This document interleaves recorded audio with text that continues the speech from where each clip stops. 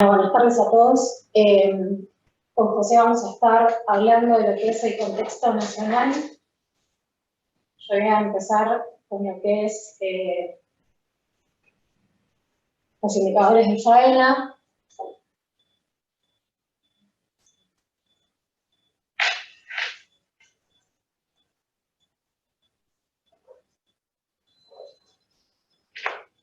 Disculpen, pero tengo un problema con la presentación. Bueno, con José vamos a estar hablando de lo que es el contexto nacional. Yo voy a empezar con lo que es indicadores de faena. El gráfico a continuación nos está mostrando la evolución de la faena mensual expresada en millones de cabezas para los años 2018 a 2022 en base a datos del MAGIP, así como también un promedio de los últimos 10 años. La faena para julio del 2022 fue de 1,10 millones de cabezas y si bien se encuentra por encima de lo que es el promedio histórico, es un 2,6% menor a la faena de junio, que fue de 1,13 millones de cabezas. En cuanto a la faena acumulada de enero a julio, el gráfico nos muestra que para lo que va de este año fue de 7,55 millones de cabezas, según datos de MAGIP, y que este valor se encuentra por encima del promedio 2018-2022, pero y a su vez se encuentra por encima de lo que es el dato del 2021.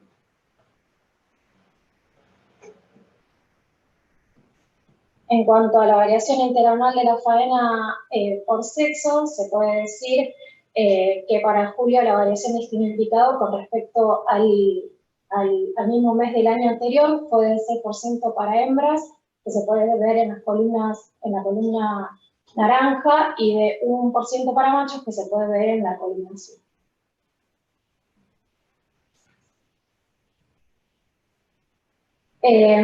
En cuanto a la faena mensual expresada en miles de toneladas de res con hueso, se puede decir que para julio del 2022, y en base a datos del MAGIP,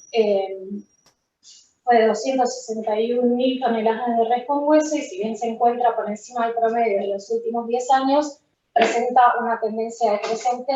desde mayo del 2022. Y con respecto al peso medio de faena por sexo, el gráfico a continuación nos muestra que el peso medio de faena para machos fue de 253 para lo que es julio del 2022 y de 216 para lo que fue hembras, y que para machos viene con una tendencia creciente y para hembras ese peso medio es más estable.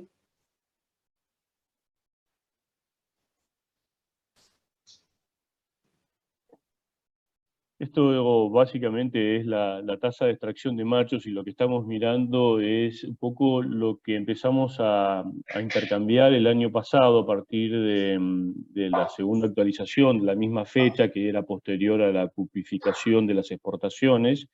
y como medidas entre eso y que se preveía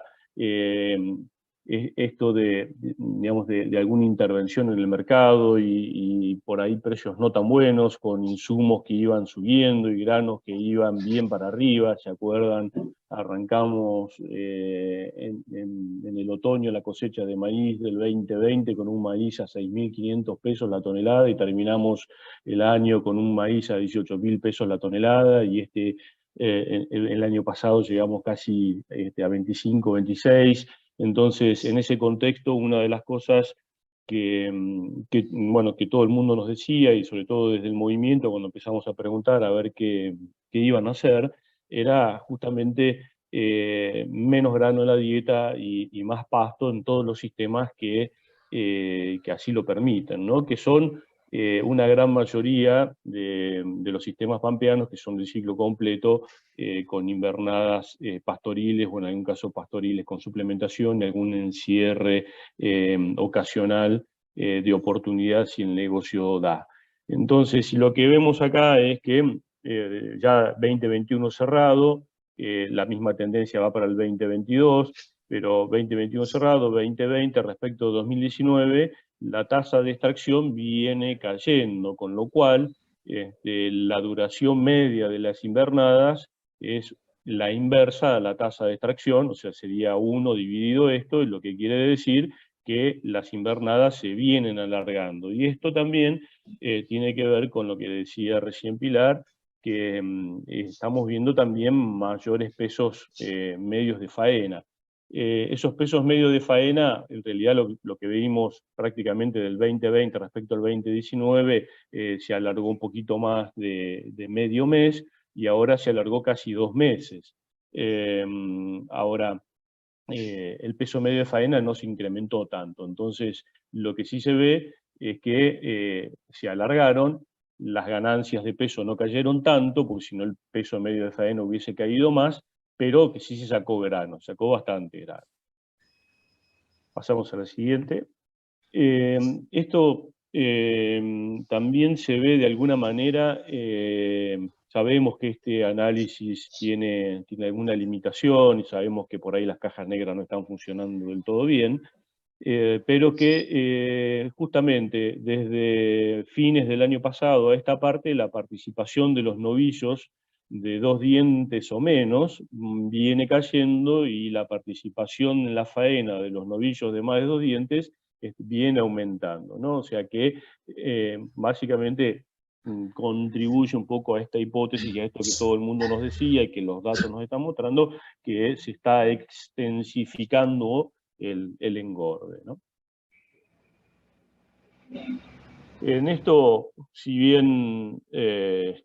incremento de animales en la faena de más de 2 dientes se va notando, lo importante es que el perfil un poco de faena no ha cambiado, y básicamente el 50% de lo que se consume o de lo que se faena en el país son animales jóvenes, novillitos, vaquillonas, de 2 dientes, y mantiene una parte bastante importante lo que es la vaca tipificada como de 8 dientes, que es el producto más típico de lo que hoy se está destinando por ahí a China, ¿no? Siguiente. Respecto a los precios, esto lo que muestra justamente es la evolución del precio del novillito, del ternero y de la vaca buena en pesos constante. Y entonces lo que está bueno ver acá es que realmente a principio de año hubo, entre principio de año, digamos, en lo que fue diciembre del año pasado para el ternero, ¿se acuerdan? Fin de año, cómo explotó el ternero, que después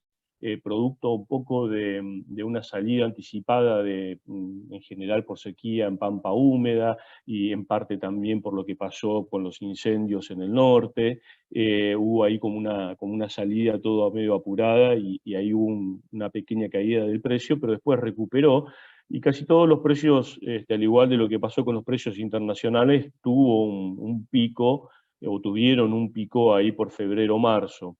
Y después, no solo perdieron, en algún caso en términos reales, también perdieron en términos nominales, ¿no?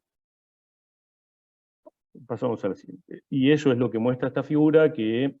justamente, ¿no? Si vemos, esto es precios semanales en base a Liniers, ahora mercado ganadero de Cañuelas, de marzo, fines de marzo,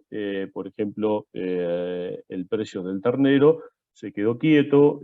hasta fines de mayo el precio novillito hasta 3.90 vino subiendo, y esto es un poco la sensación hoy del negocio, que en el momento donde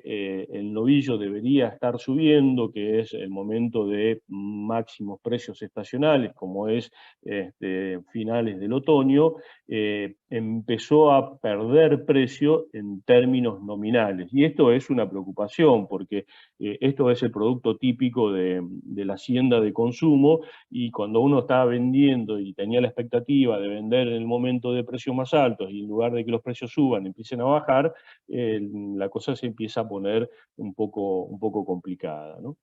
Respecto de la vaca, esto lo veníamos viendo, la vaca tiene un comportamiento últimamente más estable, y también hoy eso lo mostramos en alguna edición anterior, pero hoy el precio de la vaca tiene un comportamiento diferente a las otras categorías, ahora un poco atenuado por el tema de los cupos, pero en todos los últimos saltos del tipo de cambio que hubo, la única categoría que manifestó variaciones de precios acompañando el tipo de cambio fue la vaca. Ninguna de las otras, ni el novillo de exportación, ni ninguna de las otras categorías tuvo este comportamiento. Entonces, hoy la vaca tiene un buen precio, se mantuvo, por lo menos no cayó tanto como el novillo, que en realidad es un consumo, es un producto destinado pura y exclusivamente para el consumo interno. En esto, acá una de las ideas, por lo menos lo que queríamos mostrar, es justamente cómo fue el movimiento del precio de la carne minorista respecto a la evolución de la inflación, que es la línea gris, línea punteada, línea de trazo, y comparado con el pollo entero y el pechito de cerdo, ¿no? Entonces, la carne como producto minorista lleva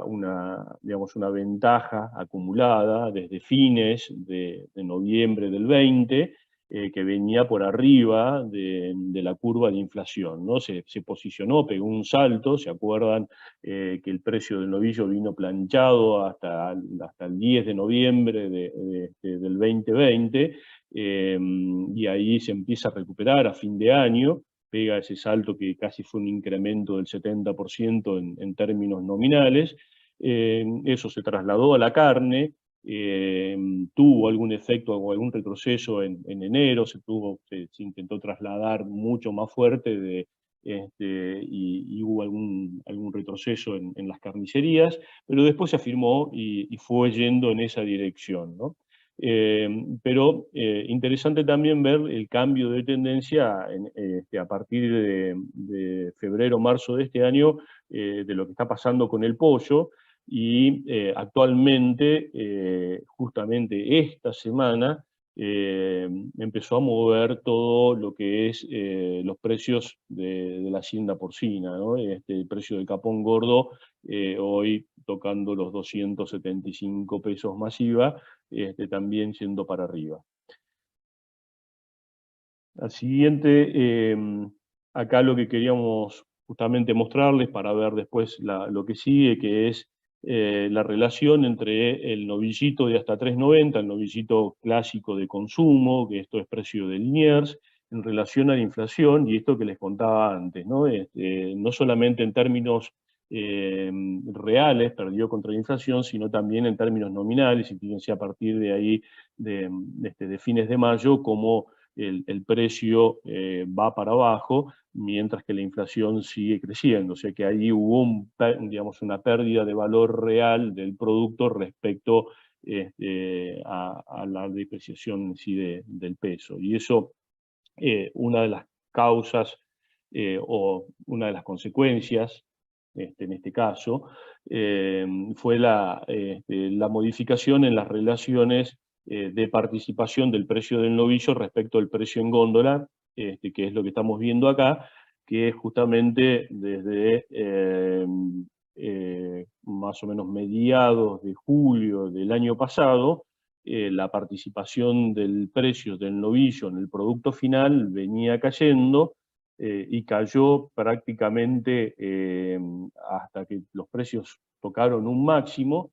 y después, en realidad, lo que terminó pasando, y lo que terminó pasando este último mes, es que la carne, efectivamente, como producto final en góndola, también termina cayendo. Hoy la relación está alrededor del 59-60%, que es por debajo de la media desde el 2006 al presente, Y normalmente lo que solemos decir es que cuando esta relación está por arriba de promedio o está en valores muy altos, como pudo haber tenido en julio del 21 o en julio del 20 o en julio del 18, lo que termina pasando es que o sube la carne o baja el novillo. Pero es bastante poco probable que esas relaciones se mantengan, porque normalmente termina erosionando el margen de la industria o el margen de la carnicería, y eso normalmente no dura demasiado tiempo. Lo otro que pasa es que cuando estamos en esos picos es muy poco probable que el novillo pueda subir si la carne no puede acompañar. Y eso tiene que ver después con lo que vamos a contarles del poder de compra del salario, que es un poco que determina cuánto puede pagar la gente por esa carne. Estamos cerrando, ya cerramos el año, venimos con una disminución del consumo de proteínas totales, pasando desde el 2018 de 115 kilos al 2021 cerrado a 109, y la proyección para este año, marcando una proyección de tendencia, sería un año de 108 kilos considerando todas las carnes, con un incremento en lo que es carne porcina, la carne aviar manteniéndose alrededor de ahí de los 44, 45 kilos, que eso es un poco la barrera de consumo, de preferencia que tiene la carne aviar, y que ya no es una cuestión de preferencia o de precios. Esto siempre nos dicen, por lo menos desde la industria aviar, que cada vez que intentan tener un mayor nivel de consumo les es muy difícil. Entonces eso viene bastante estable, alrededor de 45, la carne de cerdo viene subiendo y la carne vacuna viene bajando alrededor de medio kilo, un kilo entre años, y por ahí el salto más grande fue del 2020 al 2021, ¿no? Que ahí fueron casi 2,5 kilos en el consumo. Esto, justamente, lo que les decía antes, está explicado en principio por estas condiciones macro que contaba Santiago antes, la pérdida del valor o la pérdida del poder de compra o del poder adquisitivo del salario medido en carne, viene en picada violenta desde enero del 18 a la fecha, y que prácticamente año a año viene perdiendo alrededor de 20, 30 kilos, pero la realidad es que si vemos la variación porcentual del año pasado a del 21 a esos 20, 30 kilos implican comprar la mitad de carne. O sea que eso es realmente complicado, y eso es uno de los temores por ahí más grandes, que decir, generalmente, o sea, para todo lo que es hacienda de consumo, que está atado principalmente a este indicador, y a este indicador de un montón de gente, o sea, de todos los que están cobrando salarios más bien bajos, o los que están en la economía informal, y si vamos a los salarios privados, esta relación mejora, pero marca la misma tendencia.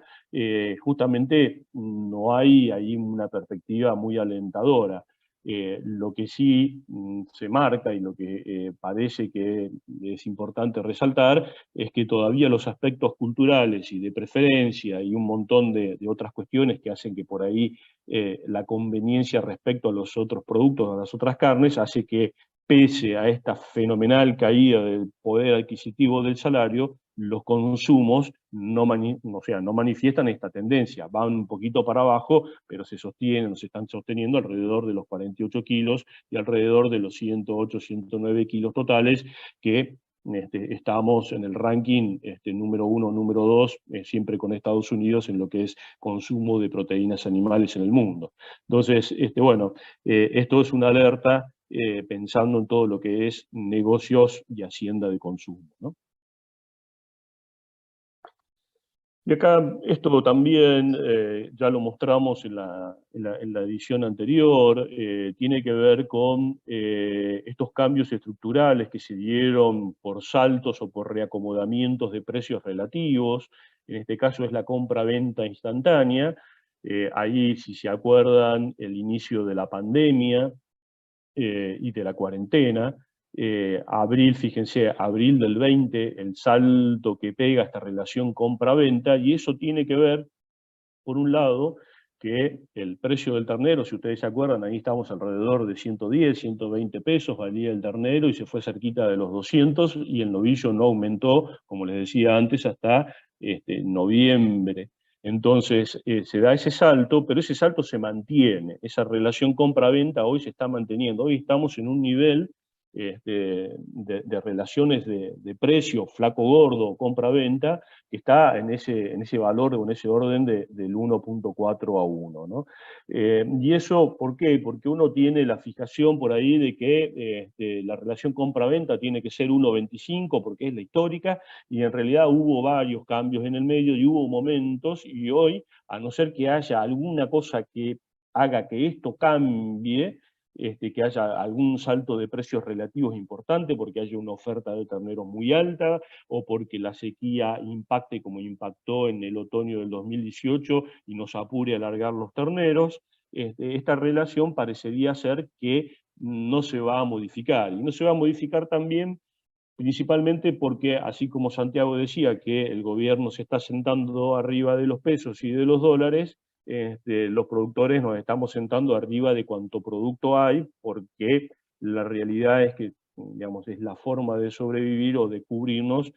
ante esta continua devaluación del peso, y más en un contexto donde hay escasez prácticamente de todos los insumos. Entonces, eso es una de las presiones que hoy se está viendo sobre el ternero, y también sobre la hacienda de reproducción, sobre los negocios de largo plazo, sobre la vaca, sobre la vaquillona, ¿no?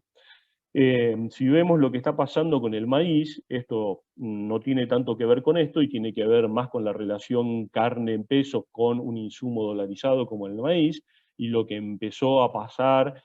con la suba justamente del maíz en enero del 2018 y la primera devaluación importante que tuvimos en el último tiempo, que fue la de abril de 2018, donde el dólar salta de 22 a 38, y arrastra el precio de maíz, y se establece esta relación en la cual estamos hoy, que de vuelta, ¿no? Si uno va para atrás, la relación histórica, decíamos, el punto de corte para meter un animal en el corral era 10 a 1, hoy estamos en 11 a 1,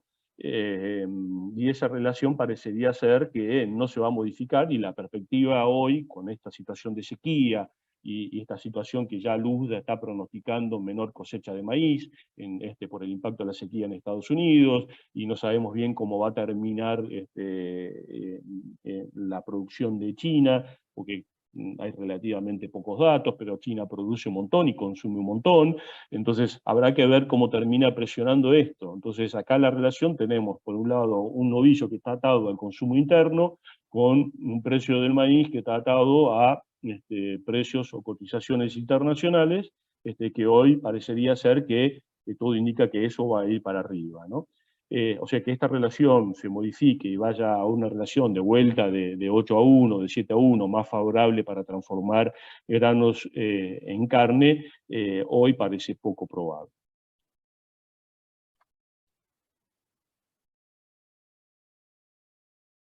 Pasando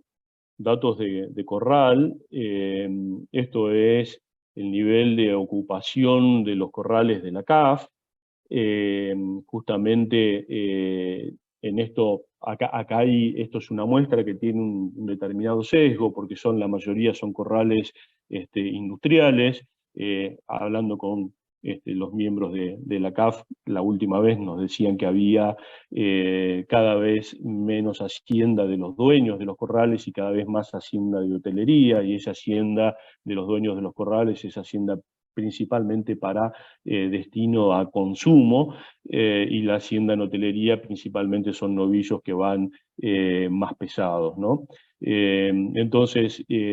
acá esto tiene una estacionalidad, tiene una tendencia. En la segunda mitad del año la ocupación tiende a bajar, pero en el contexto en el que estábamos parecía que esto, como venía subiendo, iba a ser mayor y que se iba a mantener un poco más alta,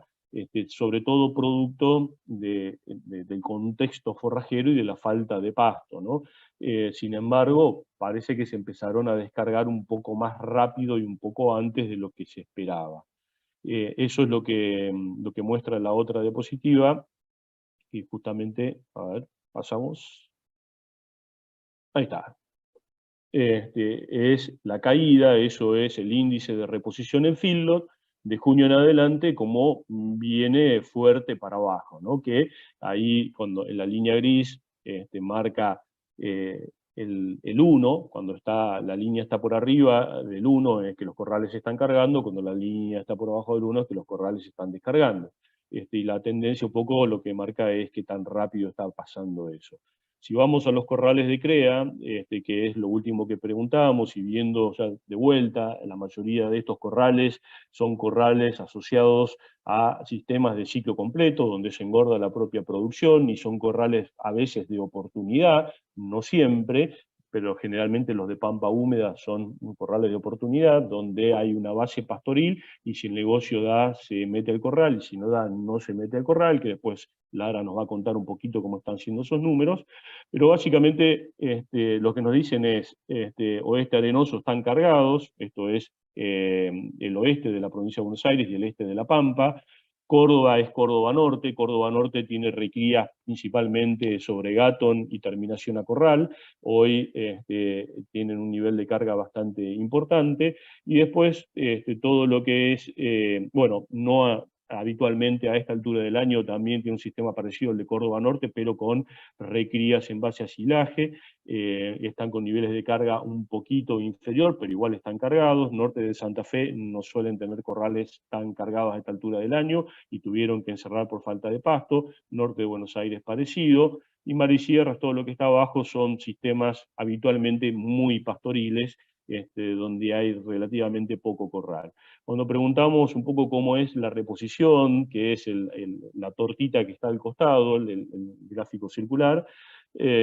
prácticamente en partes iguales nos contestaron que se estaban descargando, que se mantienen o que se estaban cargando. Los que se están descargando básicamente por el contexto del negocio. Los que se mantienen es porque son corrales estructurales, y los que se están cargando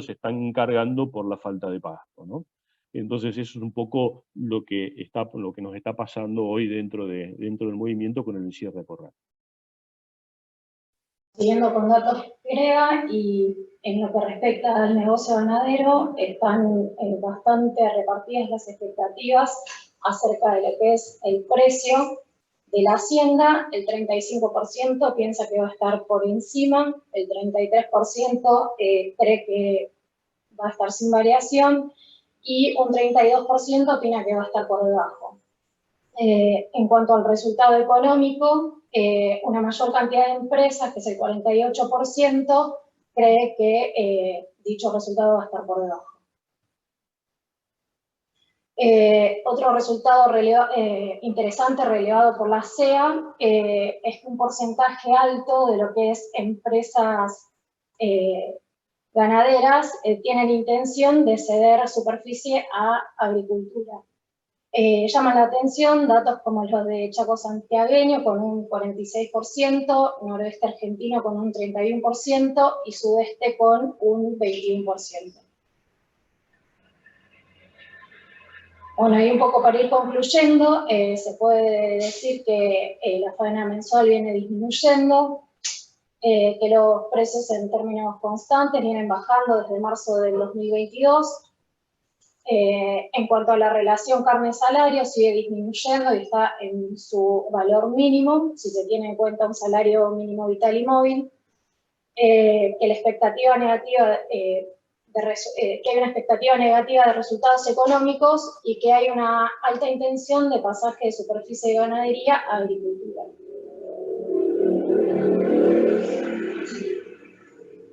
Acá, como resumen de los otros puntos, nos pareció importante destacar que esto de que el sistema se está haciendo más lento, se está bajando la tasa de extracción, que esto como consecuencia da un poco más de peso medio de faena, pero no muchísimo, y esto también es una cuestión para entender que las invernadas se alarguen no quiere decir que el peso de faena va a ser más alto, a no ser que se mantengan las ganancias de peso, y generalmente lo que ha pasado es que las ganancias de peso cayeron. No cayeron muchísimo, pero cayeron. Los corrales, un poco lo que les contaba recién, los corrales industriales o los corrales más grandes descargándose, los corrales de oportunidad cargándose por la situación forrajera, la relación compra-venta hoy estable en 1,4 y la relación novillo-maíz ya estabilizada desde febrero del 18 en 11-1, ¿no? Entonces, eso un poco como destacable, y pensando encima que esta relación novillo-maíz por ahí no va a ir hacia mejor, sino probablemente